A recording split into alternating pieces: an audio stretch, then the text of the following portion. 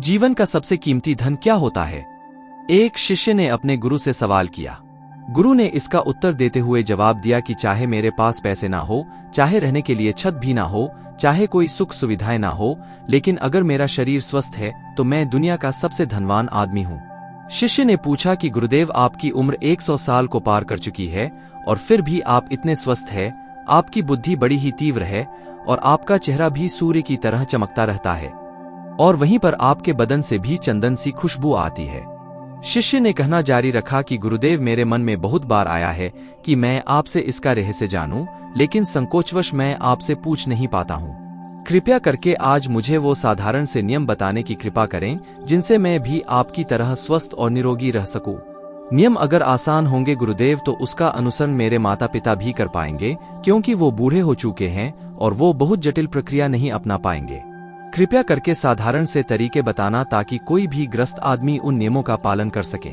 गुरुदेव ने कहना आरंभ किया। सबसे पहले उन्होंने बताया कि सबसे पहले तुम्हें पाचन तंत्र की क्रिया को समझना होगा। जो भी आयुर्वेद का विद्वान होता है वो ये जानता है कि अगर आपका पाचन तंत्र लगातार भोजन पचाने में लगा हुआ है तो स्वाभाविक है कि ऊर्जा की एक खास मात्रा आपके भोजन को बचा रही है।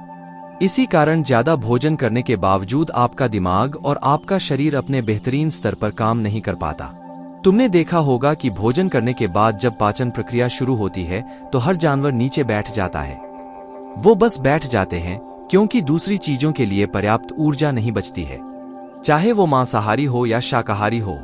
हर जानवर खाने के बाद नीचे बैठ जाता है और ये इंसानों के लिए भी एक प्राकृतिक जरूरत है। खाने के बाद वो बैठ जाना चाहते हैं क्योंकि दूसरी चीजों के लिए पर्याप्त ऊर्जा नहीं होती। अगर आप अपनी पूरी क्षमता का इस्तेमाल करना चाहते हैं तो आप अपने शरीर को ऐसा बनाकर रखिए कि आप जो भी खाएं, कुछ भी खाएं, तो 1.5 से 2 घंटे के अंदर आपका पेट खाली हो जाना चाहिए। पेट खाली होने का मतलब है पेट की थैली खाली होना, यानी कि जब भोजन आंत के दूसरे भागों में चला जाता है तब पेट खाली हो जाता है, क्योंकि आंत में प्रक्रिया बिल्कुल अलग होती है। वो पाचन नहीं होता है, वो ऊर्जा को ग्रहण करती है।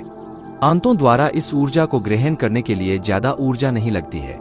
पाचन क्रिया में जब खाना पेट की थैली में मौजूद हो तो बेहतर है कि आप अपनी गतिविधि को कम कर लें। अब अगर सोचिए सारा दिन आपके पेट में खाना मौजूद रहेगा तो आप अपने जीवन की पूरी क्षमता कम कर लेंगे। आप खुद देखिए कि जब आपके पेट में खाना मौजूद होता है तब शरीर कैसा महसूस करता है और जब पेट खाली होता है तब शरीर कैसा महसूस करता है। आप खुद पाएंगे कि आपका शरीर और आपका दिमाग तब बेहतरीन रूप से काम करता है जब आपका पेट खाली होता है। इसका एक पहलू और है। देखिए, हम सब जानते हैं कि हमारा शरीर हर समय नई कोशिकाएं बनाता रहता है और पुरानी कोशिकाएं खत्म करता रहता है, जिससे हमारे शरीर का शुद्धिकरण होता रहता है। लेकिन जब भोजन हमारे पेट में होता है, यानी कि हमारा पेट जब खाली नहीं होता, तो ये शुद्धिकरण 80% कम हो जाता है। वो सारी गंदगी जो शरीर से अपने आप बाहर निकलती थी, अब वो निकलनी बंद हो जाएगी, जो कुछ समय बाद आपके लिए तरह तरह की समस्याएं पैदा करेंगी। देखिए, योग में पेट का हमेशा साफ रहना बहुत ही महत्वपूर्ण होता है। किसी भी पारंपरिक प्रणाली में अगर आप देखेंगे तो आप पाएंगे कि जब भी आप किसी आयुर्वेदिक डॉक्टर या किसी वैद्य के पास जाते हैं तो सबसे पहले वो आपके पेट की सफाई करते हैं, क्योंकि वो जानते हैं कि आपकी ज्यादातर समस्या पेट साफ ना होने की वजह से ही है।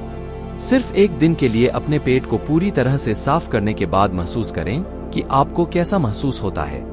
आप अपने अंदर बहुत हल्का और सुंदर महसूस करेंगे। हर दिन आपको इसी तरह महसूस होना चाहिए। आमतौर पर पारंपरिक रूप से घी को पहले निवाले के रूप में खाया जाता है।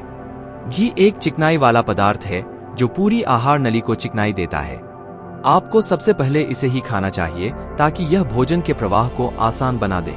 जब आप बहुत मसालेदार भोजन खाते हैं तो उसे खाने से पहले आपके भोजन मार्ग पर घी की परत चढ़ाना बहुत अच्छा होता है। घी का महत्व यह है कि यह आहार नली को साफ रखता है। तो जो व्यक्ति घी का उचित तरीके से सेवन करता है उसका पेट हमेशा साफ रहेगा, क्योंकि वहां कुछ नहीं चिपकता, वहां कुछ भी लंबे समय तक ठहर ही नहीं सकता। पेट का कैंसर, आंत का कैंसर आजकल ये बहुत ज्यादा हो रहा है, तो अगर आप एक निश्चित मात्रा में घी का सेवन करते हैं तो ये घटना बहुत कम हो जाती है, लेकिन उसके लिए घी सही गुणवत्ता का होना चाहिए। सही तरीके से गाय या भैंस के दूध से बनाया जाए। अगर घी को उचित तरीके से गाय या भैंस के दूध से बनाया जाए तो इसके कई महत्वपूर्ण फायदे होते हैं। शिष्य ने सवाल पूछा कि गुरुदेव, पाचन क्रिया तो मैं कुछ कुछ समझ गया हूँ, लेकिन आप ये बताएं कि आपकी तरह सूर्य जैसा तेज पाने के लिए, चमकता हुआ चेहरा प्राप्त करने के लिए क्या प्रक्रिया अपनानी चाहिए। गुरु ने इसका उत्तर देते हुए कहना शुरू किया कि देखिए, आज के समय में बहुत सारे लोग सुबह उठते ही खाली पेट चाय पीते हैं। चमकता हुआ तेजस्वी मुख पाने के लिए हमें कुछ प्रक्रिया नहीं अपनानी, हमें बस अपनी दिनचर्या सही करनी है, अपना खानपान सुधारना है। सुबह खाली पेट चाय पीना जहर के समान होता है, वो धीरे धीरे आपके अंदर आपकी आंतों को कमजोर कर देता है। पेट में धीरे धीरे एसिडिटी होने लगती है और अपने आप मन और मस्तिष्क सुस्त पड़ते जाते हैं। सुबह उठते ही तुम्हें तांबे, चांदी या मिट्टी के बर्तन में रखा हुआ पानी पीना चाहिए, लेकिन चांदी और मिट्टी की तासीर ठंडी होती है, इसीलिए कफ, अस्थमा या दमा जैसे रोगी इसका उपयोग ना करें। रात में आपने चांदी, तांबे या मिट्टी के बर्तन में पानी रख दिया और सुबह खाली पेट बिना दांतुन किए हुए उसे पी लिया। शिष्य ने सवाल किया कि गुरुदेव, बिना दांतुन किए हुए अगर हम वो पानी पिएंगे तो हमारा बासी थूक हमारे अंदर ही चला जाएगा। गुरु ने उसे बताया कि वो तो अच्छी बात है, क्योंकि बासी थूक औषधि के समान होता है। गुरु ने चेतावनी दी कि देखिए, जिन लोगों को अल्सर, टीबी या निमोनिया है, उन्हें खाली पेट पानी नहीं पीना है। तांबे के बर्तन में रात में रखे हुए पानी में उसके संस्कार मिल जाते हैं, तांबे के गुण उस पानी में आ जाते हैं और वो तांबा हमारे शरीर में जाकर बहुत से लाभकारी फायदे करता है।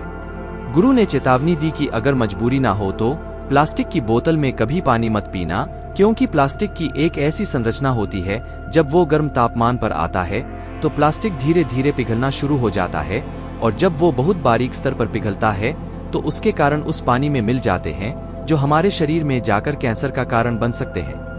देखिए, ये पानी पीने के बाद, अपना पेट अच्छे से खाली करने के बाद आप आंवला और सब्जियों का रस पी सकते हैं। पीने में कुछ लोगों को थोड़ा कड़वा लग सकता है, लेकिन जहां पर शरीर को इतने सारे फायदे हो रहे हो, वहां पर थोड़ा कड़वापन तो बर्दाश्त किया जा सकता है। गुरु ने बताया कि यह भी सच्चाई है कि हर दिन एक जैसा खाना नहीं खाया जा सकता। तो जिस दिन तुम आंवला और सब्जियों का जूस ना पी सको, उस दिन आपको दही खाना चाहिए। दही बहुत ही बेहतरीन आयुर्वेदिक औषधि के रूप में इस्तेमाल हो सकता है। अगर उसको सही से इस्तेमाल किया जाए तो हमारे शरीर में बहुत सारी बीमारियों को वो जड़ से खत्म कर सकता है। दही की एक पर्याप्त मात्रा लेकर उसमें गुड़, शक्कर या मिश्री का मिश्रण जरूर कर लें, ताकि आपको वो दही खट्टा ना लगे। अगर दही में गुड़ मिलाते हैं तो गुड़ बहुत ज्यादा नया नहीं होना चाहिए। गुड़ जितना ज्यादा पुराना होगा उतना ही लाभकारी होगा, और दही को थोड़ा पतला कर ले। पतला होने के बाद वो आसानी से हमारे शरीर में जा सकता है और उसको पचने में भी ज्यादा ऊर्जा शरीर को नहीं लगानी पड़ती। आयुर्वेद के गणित के हिसाब से अगर आप सुबह इन प्रक्रियाओं का पालन करते हैं तो आपके चेहरे का तेज बढ़ने लगेगा, उस पर चमकाने लगेगी। जल्द ही लोग आपसे बोलना शुरू कर देंगे कि भाई, आपकी उम्र इतनी ज्यादा हो गई लेकिन आप लगते नहीं हो इतनी उम्र के।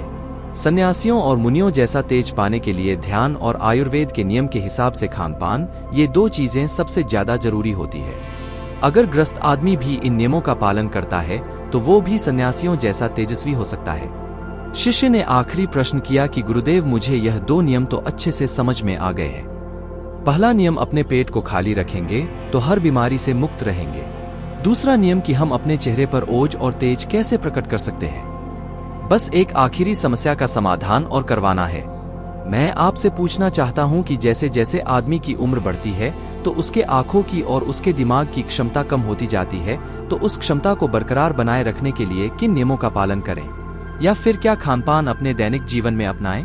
गुरु ने खुद की तरफ इशारा करते हुए कहा कि जैसे जैसे उम्र बढ़ेगी वैसे वैसे बुद्धिमान होते जाओगे। बस मैं जो नियम बता रहा हूं उनको ध्यान से सुन लोगे तो सारी समस्याएं हल हो जाएंगी।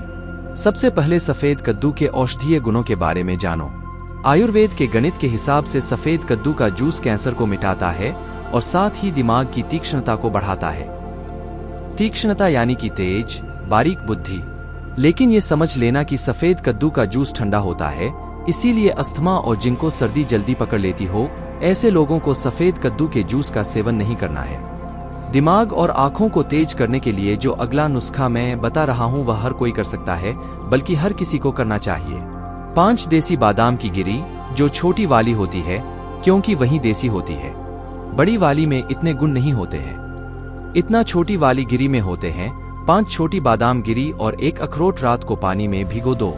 सुबह उनके छिलके उतारो और उन्हें किसी पत्थर के खरल में याद रखना, पत्थर का खरल किसी ऐसे वैसे बर्तन में नहीं, क्योंकि इससे उसकी गुणवत्ता खत्म हो जाती है।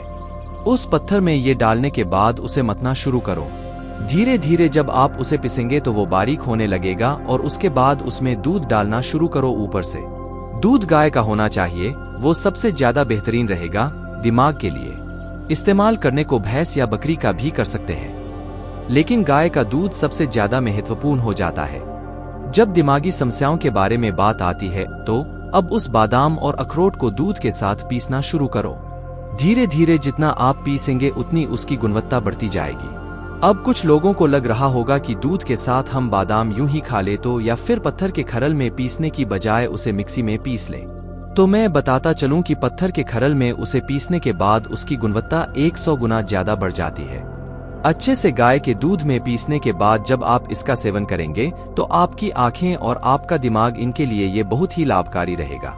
जिन लोगों को भूलने की समस्याएं होती हैं, जो छोटी छोटी चीजें रखकर भूल जाते हैं, जो लोग दिमागी रूप से परेशान रहते हैं, तनाव बना रहता है, चीजों के बारे में ज्यादा सोचते रहते हैं, ऐसे लोगों के लिए ये एक ठंडाई का काम करेगा। उनके दिमाग में एक ठंडक पहुंचाएगा जिससे उनका दिमाग अपने बेहतरीन स्तर पर काम कर पाएगा। शिष्य ने ये नियम अच्छे से कंठस्थ कर लिए और उसके बाद घर जाने के लिए अपने गुरु से आज्ञा मांगी। शिष्य अपने गुरु से आशीर्वाद लेकर अपने घर की तरफ प्रस्थान कर गया। तो दोस्तों, कैसी लगी आज की कहानी? अपनी राय हमें कमेंट में जरूर बताएं। अगर अच्छी लगी हो तो इस वीडियो को और लोगों के साथ शेयर करें।